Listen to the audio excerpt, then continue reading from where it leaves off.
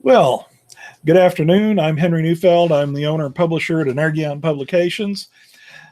And I'm conducting a series of 3 interviews with Energion authors who have somewhat different views on politics, talking about the Christian and politics with a special focus on the U.S. midterm election here in 2018. Today, I'm talking with Dr. Bob Cornwall, who's a pastor and author of a number of books. I would emphasize especially his book, Faith in the Public Square, that we publish here at Energion, which gives a much more extended discussion of the role of faith in politics in particular. So good afternoon, Bob. Good afternoon. Hey. Well, I'm going to start this with the basic broad question to which, of course, you'll have to have a specific answer, right? What do you see as the role of politics in the Christian life? I think we can start with the fact that all life is political. So as a person of faith, I am part of the polis, the public, and I engage that. And so I can avoid it, but even when I preach, if I address issues of social value, of social justice, then ultimately I'm going to enter into the field of politics. Even if I don't try to do that in a partisan way, I'm still addressing issues of importance for the public, of public life. Okay. Let's follow that up then, since this is an election, and the question that's I think on a lot of people's mind: how important is it that I vote in the coming election, or that any particular person? Well, I'll start with what I was taught when I was a child and grew up in a household that had political instincts. If you don't vote, then don't complain. By not voting, you are essentially voting that you do not care what happens in public. You don't care what your taxes are. You don't care how your taxes are spent. And so you choose not to participate in public life. So my first answer is, I always ask somebody, well, do you vote? And when they say no, then I say, then we're not talking anymore. So that's my flippant answer. But on the flip side of that, on the perhaps positive side, is that by voting, I am owning my place in the community in which I live. And even though as a Christian, my allegiances are greater than the nation or greater than my community, because the Christian faith is global and not national. But as a person of faith, I still believe it is my responsibility to carefully and prayerfully and thoughtfully engage in public life, and that involves voting. Okay. Now, going a step beyond the vote, and if you might want to distinguish your work as a pastor, as you did in the first question, you're talking very differently as to how you might participate from the pulpit versus as an individual. So I'd open up to make that distinction when you answer this question, as in whether you ever work for or endorse political candidates. So the answer is yes. In fact, right now I am working very hard, been walking on a regular basis with a friend of mine who is running for state representative.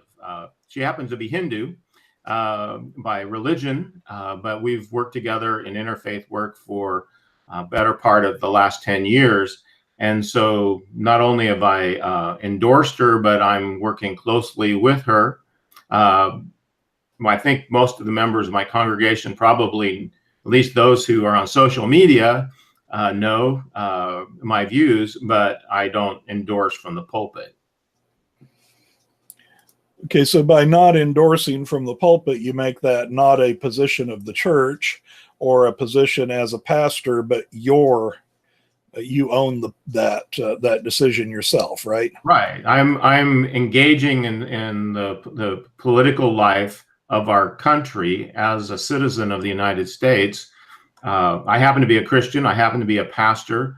My faith informs me as I engage in political life or public life. But I try to make a distinction between my partisan positions and my life as a pastor. I on my blog I state, what is written there. It reflects my own views and doesn't necessarily reflect my family or my church or any other group. These are my views, my beliefs, my opinions, and I'm assuming that people understand that I am saying the same thing on my own personal Facebook page or my Twitter page feed, that what I'm saying there and how I engage there is my personal views as a citizen, informed by my faith, but not reflective necessarily of my congregation that I serve.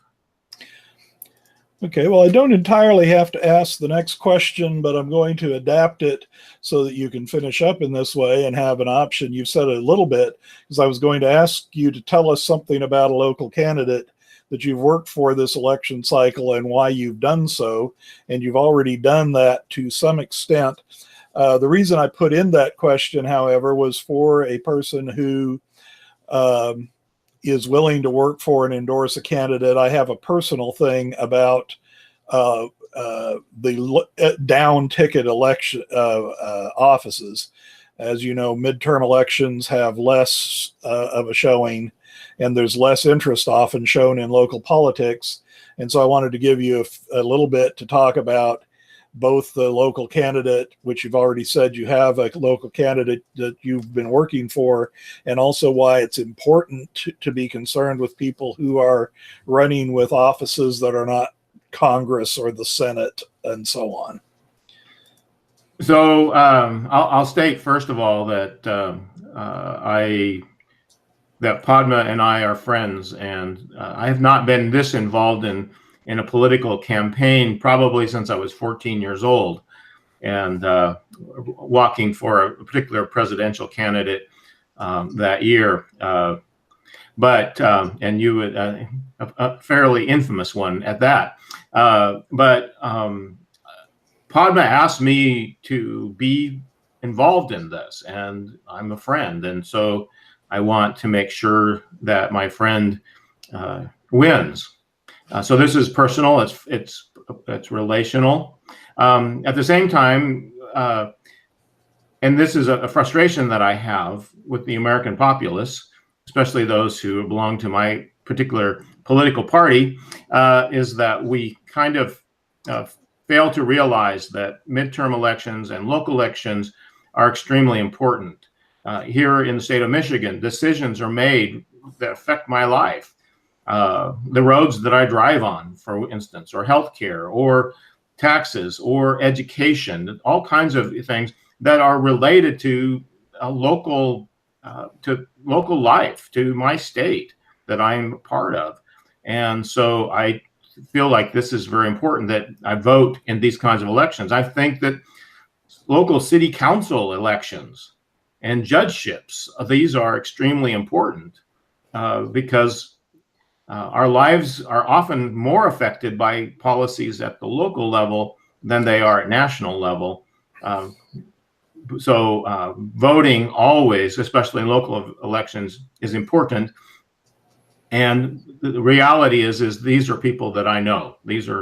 I know these people. I know who the opponent is. I've engaged the opponent, and so I can have those relationships in ways that I can't at a national level.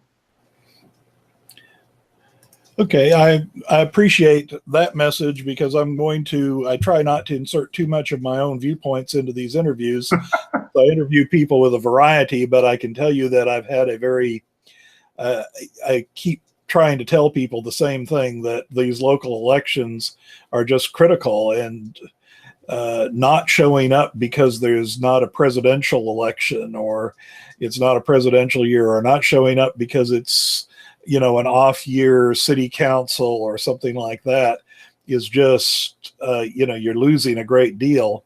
Especially, city council, county commission, board of education have a lot of impact on our lives. You're right, so right about that. So the interviewer is inserting his biases into the interview. But I'm in total agreement here. Oftentimes these the most, like a city council, at least in this community, city council offices are nonpartisan. So it doesn't really matter if you're Republican, Democrat, Independent, or any other thing. In theory, people are supposed to be running. We might know what their political backgrounds are, but I don't really care whether you're Republican or Democrat. At that local level, I want to know what you're going to do for my city and how you're going to represent me on that. And so that's kind of where I stand on these. I think these are sometimes maybe more important than anything. And so, yes, we need to do that. Okay, I planned the list of questions, and I tried to follow the same list of questions with all of the people I've interviewed. And in all three, I'm introducing this one question because it hadn't come up before I set this up.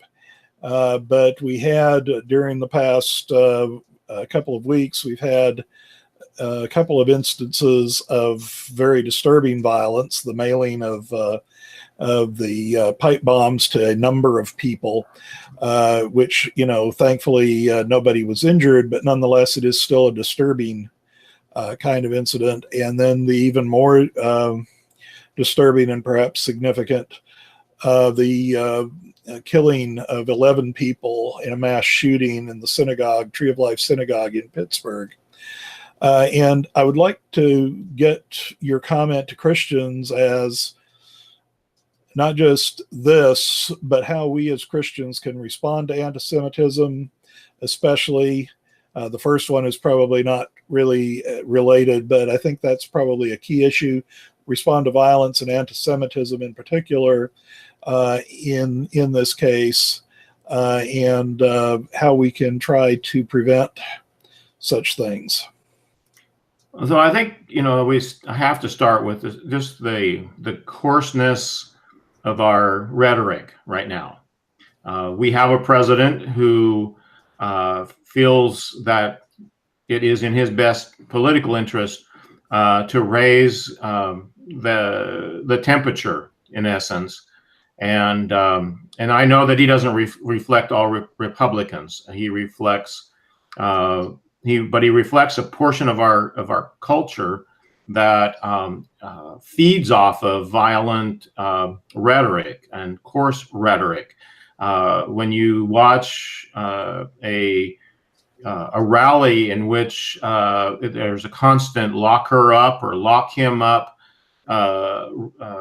chants, then and suggesting that the opponent are going to kill them if they are not defeated.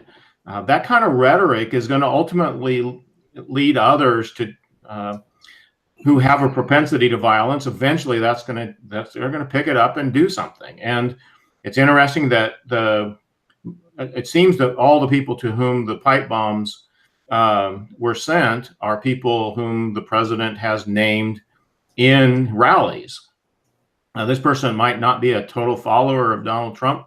Well, he was in his own way. But, sometimes people think they're following orders. And while I don't think the president is intending for that to happen, those are the unintended consequences of that kind of rhetoric. Regarding the shooting, the massacre of Jews gathering for worship, this is an unfortunate thing right now, is that we've seen this.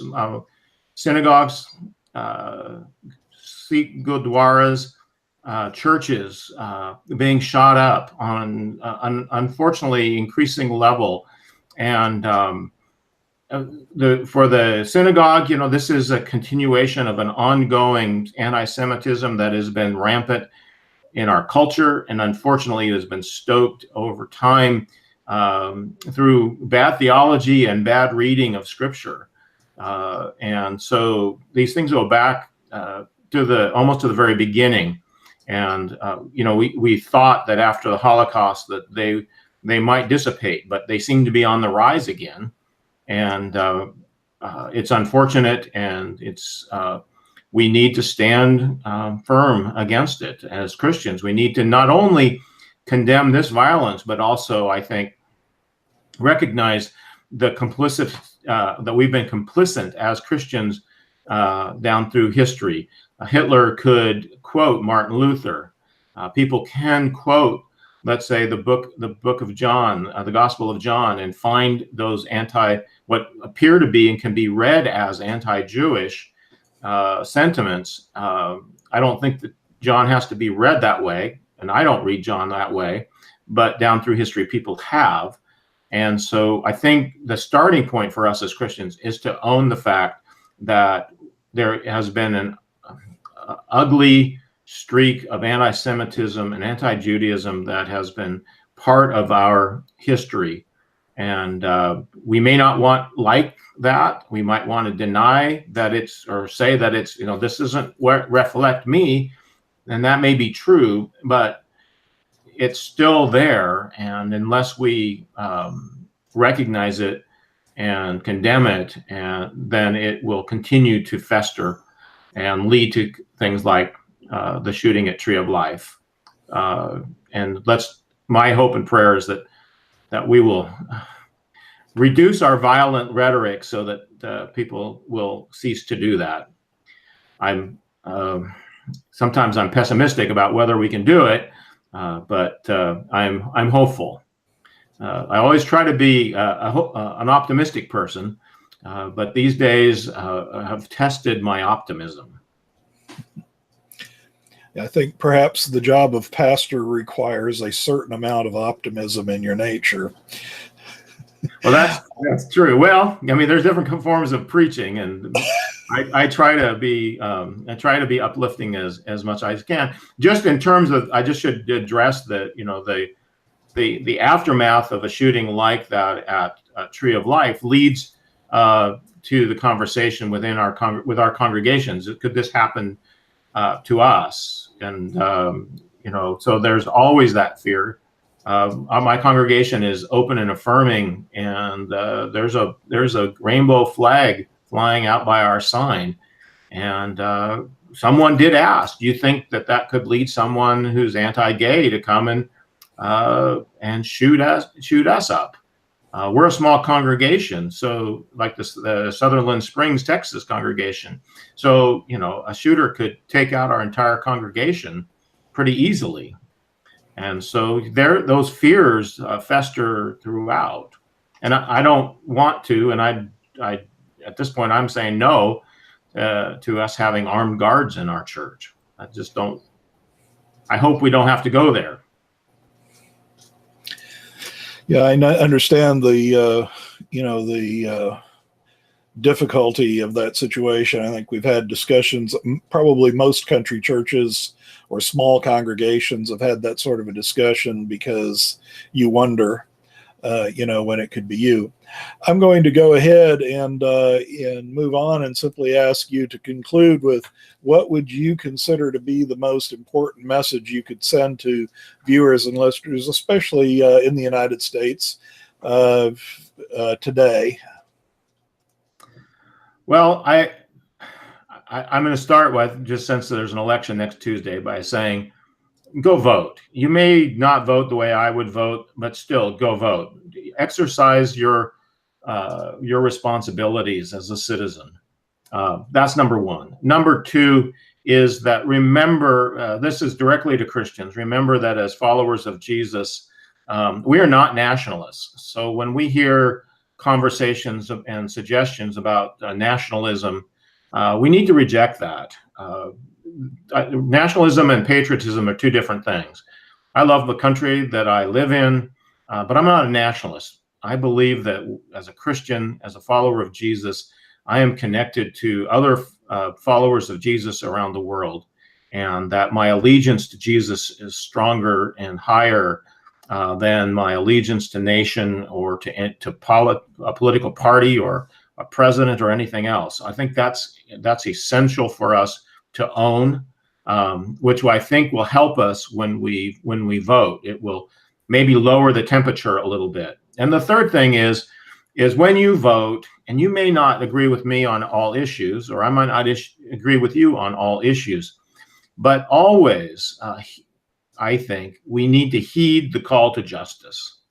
And Micah 6:8 gets tossed around a lot, but what does God require of us but to do justice and walk humbly before our God? I think that word needs to guide us as we enter the political realm. I'm as partisan a person as one gets in one sense, but I believe that we really do need to lower the temperature before more violence does erupt. And I think the vote is a way of saying no to that. So those would be my words in closing. Thank you very much, Bob, for taking the time. I'll remind our viewers that Bob Cornwall is the author of the book Faith in the Public Square, which is available in various online retailers, and I think is a pretty good way to follow up on this. Thanks again. Thank you.